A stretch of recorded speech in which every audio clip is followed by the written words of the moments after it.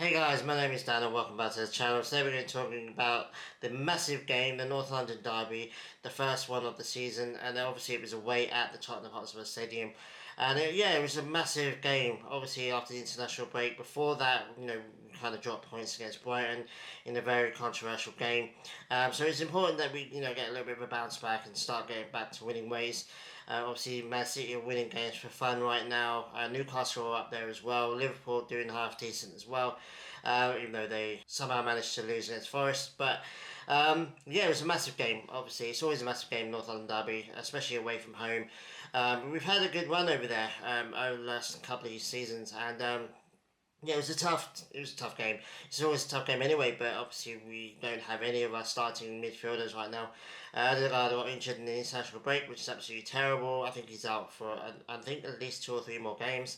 And Declan Rice obviously had his suspension for being stupidly booked and red carded in the Brighton game. So and obviously Mikel Merino as well. I think he'd probably be a starter as well. But although apparently he's not in the cast anymore, so maybe it's not too much longer before he's back. No starting midfield. So Jorginho, Partey as well in that midfield. Everyone's kind of thinking, well, how are we going to cope? Midfield, our midfield's good for us. Odegaard's good for us, even though he's had a bit of a quiet start to the season in terms of, assists and goals. We coped really well actually. It was pretty defensive from us, obviously. Spurs are going to have the majority of the possession at home. They started off really well. In the first 10, 15 minutes, obviously, I didn't watch the first half too much on my own. I was still trying to get back home from work and delayed trains and stuff. It being a Sunday. But yeah, obviously I've watched all the replays. So yeah, the first like 10, 15 minutes they were really good, and started to get a little bit worried to be honest with you. Even with my phone going off, all my friends texting me and stuff. But yeah, once we go into the game, we got a little bit more confident. And we kind of shut them out quite well, to be honest with you. You got to a point where Spurs are kind of almost run out of ideas. I guess they're kind of a one trick pony in terms of they just attack and attack and attack. Woeful in set pieces. I mean, they look so vulnerable in every single set piece that we had. To be fair, they did cause us a little bit of trouble. So we had to make, I think, 4 or 5 stops. Most of them were straight at him, to be fair. But he was brilliant. Obviously, it was his birthday as well, I believe. So, it was a bit of pressure for him as well. Then we go, and, I think it's like 64th minute, we go and get a corner. Saka whips it in, and Gabriel just completely unmarked, inexplicable. Obviously, Romero, you look back and you didn't really see it at the time, but you look back and Romero, you kind of just brushed Romero aside and just bullet headed the goal into the goal, and it was a brilliant header. Great. And then once we'd done that, we shut up shop. That's all we needed. We didn't need to go and score 2 more goals. We just need to shut up shop. We've got the best defence in the league now, or for I think for at least a year, maybe even 2 years now. We've had the best league and defence in the league. Best goalkeeper as well. I mean, another clean sheet for him. We ended up winning the game, obviously. With 25-ish minutes, 30-ish minutes left. You're thinking, well, could they come back and get kind of a BS goal? Or the referee might win them a penalty or something. So you was always kind of that worry, but. As soon as it gets to like the 80th minute, you kind of think, well, this game's done now. We're pretty comfortable. Again, we're more than capable of kind of shooting ourselves in the foot a little bit, but we didn't. We held strong, and we ended up getting a 1-0 victory, which is massive, to be honest with you. 3 points, a massive 3 points. In terms of the title race. And another clean sheet. I think it's three. I think it's 3 clean sheets now out of 4 games, which is absolutely crazy. Like I said, defensively, we're brilliant. Saka, great assist from him. Obviously, our attack is a little bit, a little bit soft, I guess. Kai Havertz played out of his skin, but his best. I mean, he was one of the best players on the pitch. We have to be real about that, but it wasn't necessarily due to his attacking play. He just, put it in a defensive shift. He ran all over the pitch. You can see what it cost him when the final whistle went, and he kind of collapsed a little bit. He was that tired. So offensively, we weren't at it really in this game. You know, you feel like maybe Odegaard's the miss. You know, Declan Rice as well. Declan Rice had a phenomenal international break with England. Did really well with them. Um, he's probably championing a bit now to get back into the team. So yeah, arguably, well, Odegaard's our most creative player, and that's always going to be a big loss for him. A big loss with him being out. But yeah, like I said, we coped with it really well. We didn't need to score 5 or 6 goals, although I think if we had a fully fit team, we could have done that. This was a massive opportunity for Spurs. Let's not joke about it. Let's not hide from the fact that this is a huge opportunity for them. They're having a pretty average season so far. They've had a pretty average time. Ange Postecoglou's like under real pressure now. They've lost 3 North London derbies at home. In on the bounce now, and that's not even including the losses they've taken at the Emirates. So he's under pressure now. You know, the media definitely turned on him over the off season. This season, last season they were singing his praises. He was getting Manager of the Month awards. For no reason whatsoever, and they were singing his praises, and it's all new, and blah blah blah. They've changed this time. This season, there's a real negative note whenever the media talk about him, which is kind of weird, but I'm not going to complain. So yeah, it's a must win for them. It would have put them way up the table. It would have given them a little bit of a morale boost. The Spurs are off, and they spent so much money on some, from my opinion, average players. Solanke, I wouldn't have been. Solanke's a decent player, don't get me wrong, but I wouldn't have been that ecstatic if we'd signed him. I don't think he's good enough. I think he's a slightly better Eddie Nketiah, if I'm being brutally honest. But so the money they've spent on some players as well is questionable. But overall, like I said, it was a massive opportunity for them. They should have capitalised and they couldn't because they're just not that good enough. And yeah, we move on now. We've got a massive week, absolutely a huge week. Obviously, we've got North London derby on Sunday. We've got Atalanta, the first Champions League game against Atalanta away in Italy on early hours of Friday morning. I can't wait for that. I've got Friday off. So I'm going to watch that. It's going to be epic. And then we go to next weekend. A couple of days later, we've got to play Man City of all teams.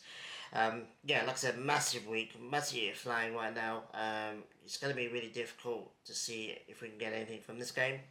Again, it's another Sunday kickoff, which is annoying, but it is what it is. It's better than Saturday, obviously, because Champions League. But yeah, it's a massive week, and I'm all for it. You want Arsenal to be involved in these games. I think Atalanta are a great team, and yeah, it's going to be an epic first game of the Champions League season. I can't wait for that new format as well. Obviously, a lot of the English clubs and Premier League clubs have done really well yesterday as well. So we've got to win to keep up and track with them. Obviously, it's a league format, so that we might benefit from that a little bit more. We've got some really nice games coming up this Champions League. I'm jealous of every single Arsenal fan that's able to go to these away games. Some really good opportunity, really good destinations, should I say. So yeah, again, step one, win the North London derby. We did that, bare minimum, true, 1-0, but 1-0 is all you need. We had a slow periods in last season when we were just grinding out wins. 1-0s, 1-1s, 2-0s and things like that. And then, some games we kind of put the flair on and annihilate teams, like the West Ham game, for example. It's kind of like that. This is a game that we had to win. Doesn't have to be beautiful, doesn't have to be entertaining. Don't care if you weren't entertained by it. 3 points is all that matters. If you want to go watch teams get blown away, watch Man City games because everyone rolls over for them, so you can, you'll be happy with that. So next one is Atalanta. I probably will actually do a video on the Atalanta game. I haven't really done videos for specific Champions League games, so I probably will do this season if the opportunity arises. I've got the week off after tomorrow, so obviously I'm recording this on Wednesday, but I work on Thursday and then I'm off for a week. So yeah, I've got an opportunity to do this video on Friday, so I'm going to do that. I think I'm going to be absolutely gagging to talk about the game afterwards. So and then obviously Man City game as well. Like I said, I've got the week off, so I'll be able to do a video on next Monday probably. So yeah, I mean, so far so good. The Brighton game's the only blip on this season so far. If we'd won that game, if that game hadn't been ruined by the referee, should I say, then it'd be a perfect start to the season for us. But it is what it is. I think it's 9 out of 10 so far. We just got to go and get that win against Atalanta at home. Away from home, should I say? And yeah, go from there to City, and it's a massive game there as well, as it always is. So, yeah, what do you think about the game? Gabriel's absolutely amazing. Saliba gets all the plaudits because he's younger than Gabriel, but Gabriel's if as good as Saliba, if not better. He's got more experience than Saliba anyway. And those two, man, those two just absolutely solid. The best centre back pairing in the league by far, and one of the best pairings in the world right now. And it's really difficult to score against them. It's great, and they score goals. I think he scored 15 goals for Arsenal, which is absolutely crazy for a centre back. And he gets dumped on a lot. He's the one that's disrespected a lot for some reason. And yeah, it's always nice to see him, succeed. And I think he's going to have a big season for us. And same with David Raya in goal. I think he's absolutely unstoppable. He's made some real good saves for us this season so far. So and we're going to need him. Let's just be real about that. He's going to be our main goalkeeper. He needs to be on it, and he's doing so well at the moment so far. And our fullbacks as well. Doing brilliantly. It's just, Calafiore coming in as well. Timber was absolutely epic in this game, one of the best players on the pitch. He absolutely knows what this derby is all about, which is great. And yeah, hopefully he'll have a good season, considering the fact that he's missed the whole last season. He's almost like a new signing himself, which is great. And yeah, and obviously we're just going to try and get these players back now fit and bulk out the squad a little bit more because we had far too many kids on the bench. Although I have to say, and God, we'll end this video and give a massive shout out to our kid, Ethan Nwaneri, coming off the bench in the North London derby at 17 years old is absolutely crazy. He did really well as well. It wasn't like it was a step down. He's so ready. He looks really ready, and he has to be given a real chance this season. With all the games we're playing in the cups and stuff, he's going to get plenty of chances for sure. Yeah, it was a really good cameo. Obviously, he didn't have too much time, to be fair, but did brilliantly when he came on. I didn't see him put a foot wrong. He looked hungry, he looked physically fit and able to compete with all the guys and all the men on the pitch. So, yeah, I'm looking forward to seeing more of him because I think he's going to have an outstanding season. A little bit like Kobbie Mainoo from Man United. I think, if he gets that chance, I think he can have the same impact. So, yeah, I'm really keen for him. Just wanted to shout him out before I finish the video. Let me know what you thought about the game. Let me know what you think about our league title chances.